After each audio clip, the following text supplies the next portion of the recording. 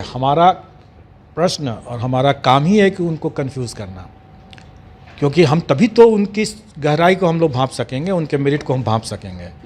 तो ये उम्मीद करना है कि हम प्रश्न जो पूछेंगे वो सीधा साधा क्वेश्चन पूछ देंगे तब तो सभी आंसर दे देंगे।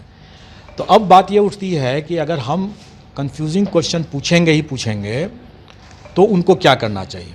स्वाभाविक है कि उनको अपना डेप्थ बढ़ाना पड़ेगा। सतही ज्ञान से काम नहीं चलेगा, उनको डेप्थ में जा कर के पढ़ना पड़ेगा।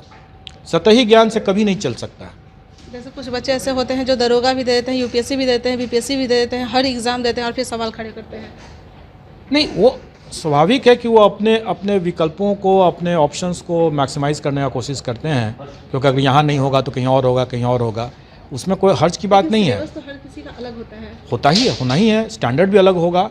लेकिन अगर बीपीएससी की, अगर जैसे कंबाइंड सिविल सर्विसेज की परीक्षा या फॉर दैट मैटर कोई भी टेक्निकल परीक्षा को भी अगर आपको करना है तो आपको उसके डेप्थ में जाके करना होगा।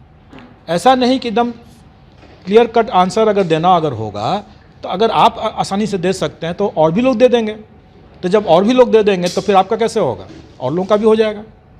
इसलिए समझने वाली बात है कि क्वेश्चन हमेशा डिफ़िकल्ट ही आना चाहिए और लोगों का प्रिपरेशन जो है इन डेप्थ होना चाहिए। सतही ज्ञान से फ़ायदा नहीं होगा। सर पारदर्शिता की बात कही जा रही है, तो क्या ये भी एग्ज़ाम ऑनलाइन आप लोग फिर बाद में लीजिएगा, कभी होने की संभावना है? देखिए, भविष्य में तो बहुत कुछ हो सकता है। निकट भविष्य में मैं नहीं समझता हूँ कि हम लोग अभी ऑनलाइन करेंगे, लेकिन भविष्य तो परिवर्तन की बात ही है। हमारे रिसोर्सेज बढ़ेंगे, हमारे चीज़ें बढ़ेंगी, टेक्नोलॉजी बढ़ेगा। जैसे मैंने अभी थोड़ी देर पहले कहा कि एआई टूल से भी इवैल्यूएशन की बात हो सकती है भविष्य में। होना है, भविष्य में तो चेंज होना ही है, कभी ना कभी ये ऑनलाइन भी आ ही जाएगा यहाँ। निकट भविष्य में मैं अभी इसको फोर्सी नहीं कर रहा हूँ, क्योंकि अभी उसमें जो कठिनाई है, क्योंकि कंप्यूटर के अंदर में जो चीज़ हो रहा है वो किसी को दिखता नहीं है। मैंने पहले भी बहुत बार कहा है कि पर्दे के सामने जो चीज़ हो रहा है वो आप सबके नज़र में है, सब लोग उसको ठीक कर सकता है। पर्दे के पीछे जो चीज़ हो रहा है वो पता नहीं चलता है।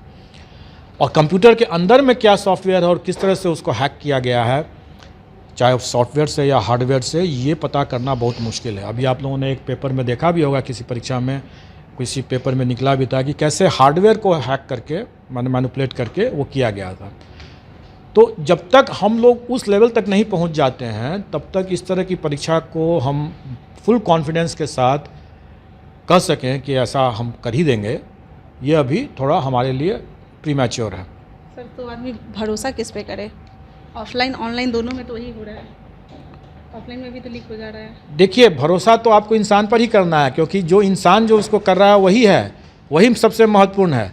ऑनलाइन हो चाहे ऑफलाइन हो, दोनों ही हालत में जो इंसान जिसको कर रहा है वही महत्वपूर्ण है। अगर वहाँ ऑनलाइन परीक्षाओं में भी सिस्टम में प्रॉब्लम नहीं है, जो उसको संचालित करने वाले लोग हैं उनमें प्रॉब्लम है, उसी तरह से ऑफलाइन में भी वही बात है। तो अगर हम अपने ऑनलाइन परीक्षा में या ऑफलाइन परीक्षा में अगर ख़राब लोग रहेंगे सम्मिलित, तो स्वाभाविक है कि ख़राब ही होगा रिज़ल्ट। लेकिन अगर अच्छे लोग रहेंगे तो स्वाभाविक है कि ईमानदारी से और पूरी पारदर्शिता बरतते हुए रिजल्ट्स आएंगे।